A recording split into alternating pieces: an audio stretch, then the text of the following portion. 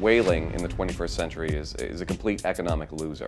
That's the message from the International Fund for Animal Welfare report. Specifically, the report claims over the past 25 years, Japanese taxpayers have paid more than $310 million in subsidies to the so-called Institute of Cetacean Research, or ICR. On average, more than $8 million is provided to the ICR each year. But IFAW claims the industry continues to run at a loss. And worse, the report claims $23.5 million meant for relief following the 2011 tsunami disaster has been funneled to the ICR for whaling purposes. It's really quite a scandal, and we're hopeful that by bringing this to the attention of thoughtful Japanese citizens and their elected leaders, that the shifts that we've begun to see in the public opinion toward whaling will continue and accelerate, and we'll finally see an end to whaling in the Southern Ocean. We approached the Japanese government for comment, but as we go to air, they're yet to respond to the IFAW report. What I can tell you is that 95% of the Japanese population have never or have rarely eaten whale meat, showing a significant decline in demand.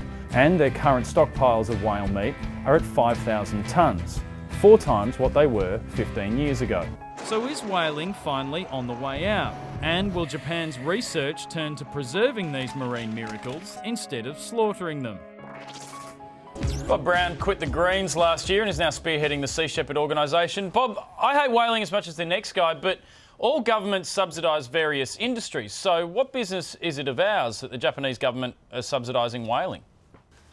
Well, it's our whales that they're killing using Japanese taxpayers' money. Simple as that. And the report that shows this up also shows that they could be making millions out of whale watching. That's a big industry in Australia and it's growing rapidly. But it was only a couple of days ago that the Australian government lodged a protest with Japan after whalers entered Australian waters. I mean, does Japan even care what anyone else thinks when it comes to their whaling? Yeah, like all governments and all nations, they do, and Japan's undoubtedly a great and proud nation. And this whaling is really dragging its reputation through the mud, not only taking money out of Japanese taxpayers' pockets, and that includes money that was meant for the tsunami relief, $28 million of that. Just on that, what's your response to the claims that money meant for tsunami victims has been funneled to whaling operations? I think it's horrendous that people who suffered from the tsunami have had $28 million ripped out of their fund to prop up this cruel, illegal business of whaling. Realistically though, Bob, do you see the Japanese whaling industry coming to an end anytime soon?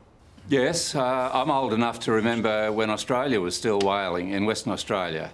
And, you know, there was a bit of a furore when that was brought to a halt by Malcolm Fraser's government back in 1978. But things move on. Now, Bob, you're the leader of the Sea Shepherd now. Do you have an anchor tattoo and do you plan on growing a pirate's beard?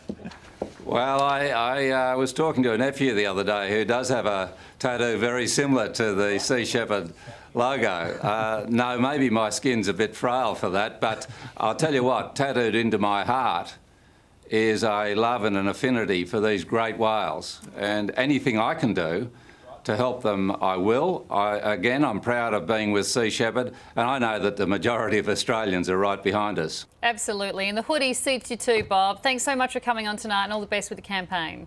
Pleasure, thank you very much.